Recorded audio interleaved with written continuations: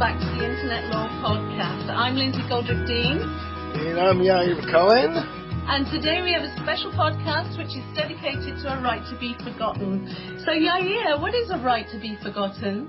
A right to be forgotten is a right that was given to individuals who live in Europe or who have a connection to European states, whereas those individuals can have material about them being deleted from search engines. What sort of things can be deleted from the internet? Oh, it varies. Originally, the right was giving over criminal convictions. So someone say who had a criminal conviction from many years ago, and it was a major conviction, and that person felt that over the years he was unable to rehabilitate himself, because every time somebody would search up for his name, that conviction would come up, and people would assume that it was quite recent and prejudge him. I can imagine that it would, sabotage your career and spoil relationships. You know, it goes far beyond the sabotaging a career, because the first thing that is really important for people is just to live and lead normal life. And when you know that all this material is there constantly, it makes you feel intimidated. It's very difficult to meet new people, because you don't know whether they read about your conviction from 20 years ago, or about your whatever other private information that might be there on the internet. So it affects your entire life. It affects your family, it affects your children, it affects your ability to have play day for your kids, because your friends' parents might be looking you up. Yes, it's really quite oppressive, isn't it? It is, yeah. So who can use the right to be forgotten? Although it started as a right it was given for in relation to criminal convictions, over the years we have successfully applied it to people who got divorced, for example, and divorce was made public, perhaps because they were public figures, perhaps because they were just rich people and the divorce proceedings were quite juicy, and the newspapers wrote about that. We managed to find a way to have hundreds of reports being removed from internet search engines. But it is also for people who did certain things in the past that are not necessarily criminal. For example, page 3 girls. Yes. We've dealt with a fair number of page 3 girls who perhaps 10 or 15 years ago felt that it was okay to do that. They didn't see any harm in going topless or doing soft porn. And now they met someone and they started a family and they're planning to have children or already have children, and they really want that information removed.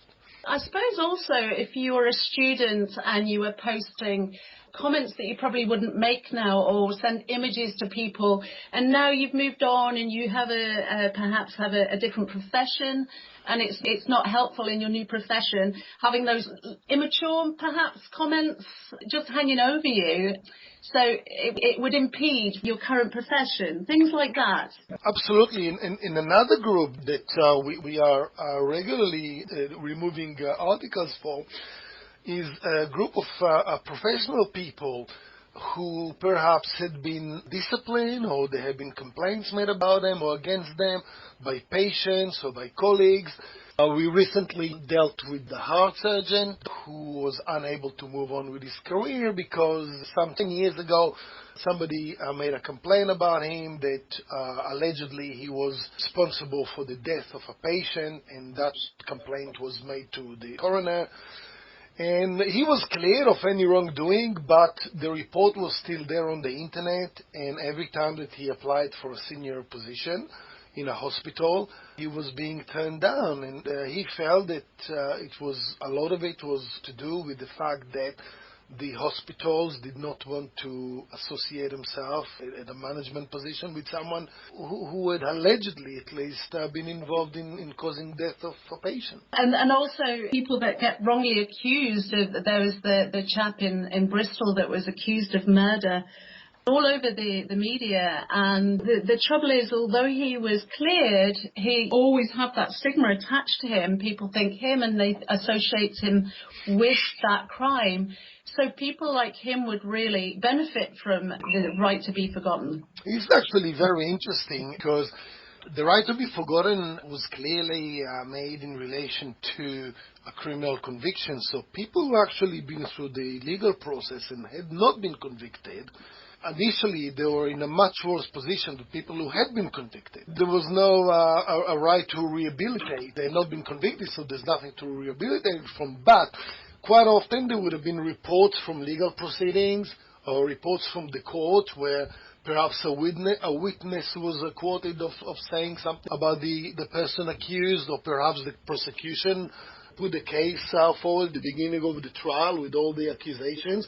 And by the time the case finished, there have been so many reports about what that individual had allegedly done that the fact that eventually they were found no guilty didn't really matter, because, people say there's no smoke without fire and Right. things like that. So we had to work really, really hard to convince Google and Bing and other search engine providers that there was a need to extend the right to be forgotten, and it wasn't just restricted to people who had criminal convictions and have a right by law to be rehabilitated, but also to people who had not been convicted but just been accused of certain offenses. Right, okay. And does it make a difference about the removal if the material on the internet was published after the ruling of right to be forgotten, which was in 2014? Does it make a difference? It doesn't make a difference at all, but last week I've had a conference call with one of Bing's lawyers in relation to a number of cases, and it seems that Bing has got a general policy that they will not remove anything which is not older than, say, 3 years. However, it is a general policy that is subject to individual cases. So what Bing is saying is we don't feel that we need to remove anything that isn't that old. If it's fresh, if it's new information, our presumption is that we are going to leave it there unless you can convince us otherwise. And this is where we come into the picture as lawyers who specialize in those sort of things. And we can speak to the search engine provider directly and say, look, this case is actually different and you should not really be applying your general policy to this particular case, but look at it individually. Right. What are your thoughts on Shamina Begum?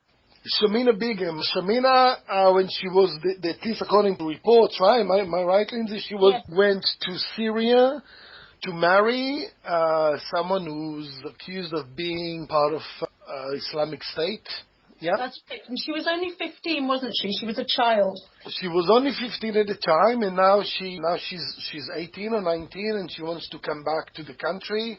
And there's a lot of controversy about her, whether she should be allowed in or not. And I think there was some reports, am I right, about the Home Office intending to revoke this is actually quite an interesting one, because I believe that Shamina Begum should be allowed to have the information concerning her going to Syria being removed from search engines under a right to be forgotten, on the basis that she was only a child, she was 15 when she went there, and second, because it is very clear that there was been huge amount of information published about her going to Syria, and it is quite disproportionate if you think about it. So if you Google her name, you will see that pretty much everything that is written about her, and there are hundreds of articles there, everything is negative, and everything is to do with this decision that she made 4 or 5 years ago. Right. And I would say that it is quite disproportionate, and there's too much data being processed about her in relation to one single event in her life. Right. And the other thing is, if you think about some of the people who had been convicted of some very, very serious crimes, even murder, whilst they had been young and under the age of 17, some of these people had been given new identity when they had been released from jail. And part of the reason why they've been giving a new identity was to allow them to rehabilitate themselves and build up new life. Right, and there's the argument that she's an adult now, isn't there? And that she is not a child anymore, even though she made that decision when she was a child. She's chosen to come back to England when she's an adult. Yes, there will be arguments, Yeah, and it isn't going to be an easy battle. yeah. However, there's always a question of how much choice did you actually have. Once she moved out to Syria, the question is, was she really able to come back? And what sort of threat she had been under, what sort of influences she had been under. It is going to be a very interesting case. I am, however, confident that she should be able to have information written about her removed from the internet. Take your point that recent reports about her and interviews she's giving may not be very helpful. No. But yeah, Yeah. I think she should be the sort of case that is a difficult one. But You know, when it's moved from Google, is it only moved from Google in Europe? What's happening with Google for the rest of worldwide, Yes. yeah, okay. The original decision again was about removing from Google in Europe. But in many cases, we were able to have links removed or delisted, as Google calls it, delisted worldwide. And in some occasions from country specific, because Google has a no defamation policy. So sometimes you were able to remove material from European searches under data protection or under the right to be forgotten, and then from other jurisdictions or the countries by using defamation law.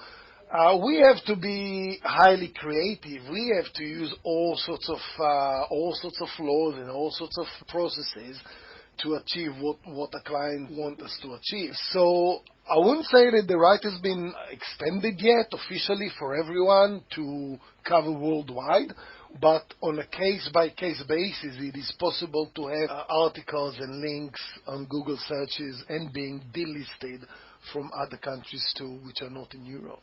What will happen when we leave the EU? When we leave the EU, everything will stay the same because the UK has already accepted that privacy laws will remain the same. So we do not anticipate any change in that.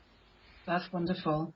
How can you help people? Why would we need a solicitor to make a right to be forgotten application? Yair?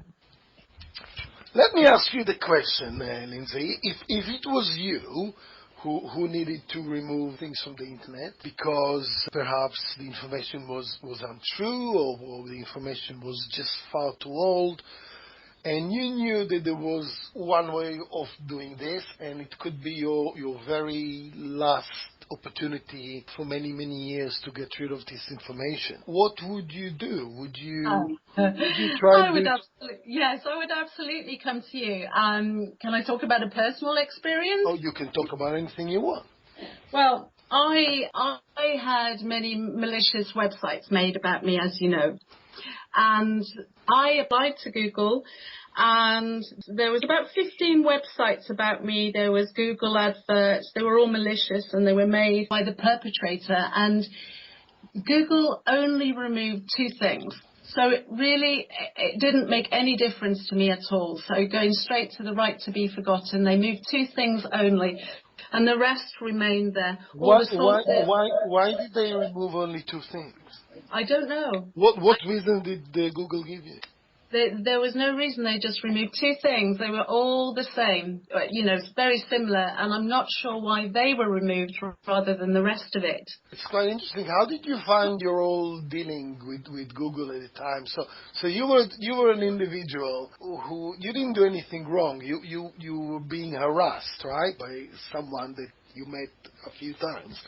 That's right. And that person was creating websites about you with your names and put all sorts of private content and private communications, and some things were true, some things were untrue. Am I right? Yes, absolutely. And I was constantly monitoring. I was completely harassed online and offline for 11 plus years. If it hadn't have been for you, that would still be going on. Well, and I don't think you're giving me too much credit here, but No. And the whole legal team, all of you, I am forever grateful for that. I don't know where I'd be today. how did you find your dealings with Google? So you went into this thing, Yes. the right to be forgotten, and you thought that should be an easy thing to do, right? Right. Yes, absolutely. And it was frustrating. I listed everything that I could see. I passed on the earls, the addresses. I explained how I felt. I explained that I felt desperate. It had been going on so long. And they just removed two things. I really don't understand why they were just two. I thought, oh, is that my quota? I honestly don't. I How honestly long don't did know. you spend putting the information together and trying to have it removed from Google? A long time, Yair, and I kept going back to it. I spent so much time writing to Google and pleading with them really, and just saying, there's two that you've removed, there's another 13, plus one, why aren't they being taken down as well? So it's completely frustrating. So I would absolutely come to you But to make this right. did you get any reply from Google? Did they? No, So no. did Google completely ignore you? They completely ignored me, absolutely, And and you I carried on completely. Oh, writing and sending but emails, and there was oh, nothing coming back. absolutely, fastidiously. I was there writing, emailing. I How, just didn't understand. I was how did frustrated. how did it make you feel, really, when there's this? Obviously, Google is absolutely massive. Google's turnover is larger than some countries put together, right? Yeah. So how did it make you feel? You're the little Lindsay. I Uh, know, I know. I felt so helpless, frustrated. I didn't understand. I felt ignored. Oh, and with the police as well, that's a different story. But I just felt completely on my own, on an island, unable to. It wasn't as though I'd done anything. Someone else had posted these things about me. It was clear that they were malicious websites made about me. They were all just horrible. They were vile, and it was obvious that it wouldn't be in the public interest to keep them up there. And I believe that Google choose whether they're going to remove what you want to remove, whether it's in the public interest to keep your information on there or not to have that information there, right? That's how they choose. well, there are a number of criteria that we'll consider, and it is quite interesting to learn a little bit more about who is actually making those decisions, because we say it's Google. When I say the word Google, I mean, when somebody says Google, for some reason, what comes to mind is like a big giant man. I Yes. don't know why. I can imagine like a big, massive giant, like a robotic giant Yes. that is called Google and kind of watching us from above. Yeah. Yeah? It's a huge corporate company, isn't it? Yeah, it's absolutely massive, and we call it Google, and we say, who are those people who are actually making the decision about my I life? know. Are they legally trained, these people? They are trained to an extent. One of the issues with that was that in order to, I suppose, save costs, many of these people were located in countries that are outside of the EU, for example, in India. Culturally, they did not always understand the people who were working for Google. They would sit in a big room there, and they will have to go through whenever hundreds of requests every week. And they will have to make some quick judgments based on the guidance, but ultimately their own way of looking at things, their own way of understanding things. Sometimes cultures are quite different. And certain things that might be acceptable in one culture could be extremely unacceptable in a different culture. And maybe those people never experienced that sort of the concept of harassment. Maybe they never experienced maybe some of them cannot even comprehend sort of things that is actually going on when somebody's creating all those websites about somebody else. Maybe they are told that, we have to assume that what people are saying on the internet is true unless proven otherwise. So if somebody is saying all those things about you, then it's true.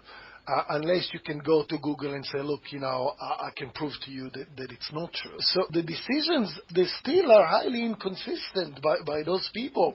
So what we do, we will follow the process at the beginning here, but then there's going to come a time when we'll say, okay, that's enough now. We request that you now pass on this application or a request to a lawyer in our jurisdiction. So we specifically request that they will pass this whole thing to effectively a lawyer in the UK, and then the lawyer in the UK will look at it and straight away will understand, hopefully, what the issues really are.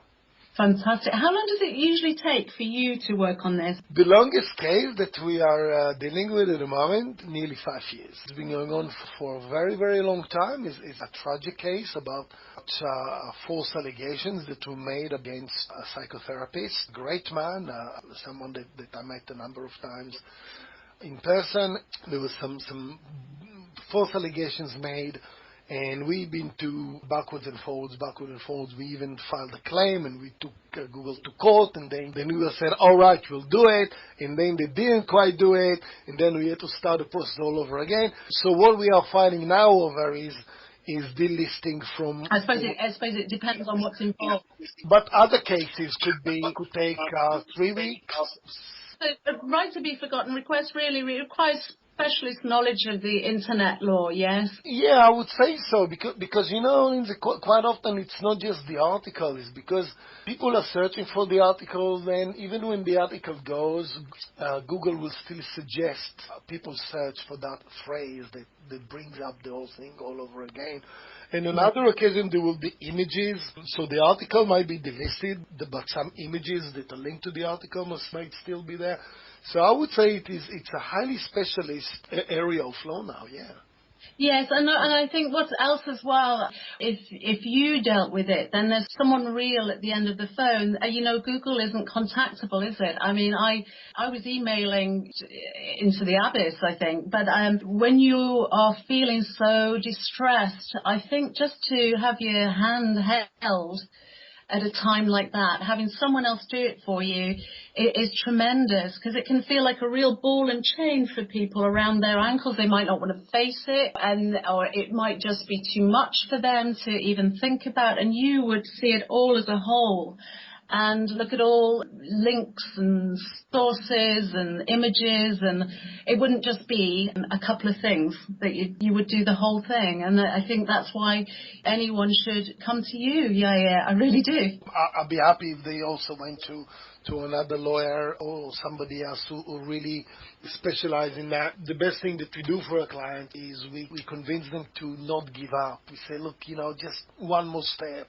And one more step, and we help them, we take them through this process, and we encourage our clients to carry on and to keep going. Nearly in 100% of those cases, our clients had been able to succeed in whenever they set themselves to do.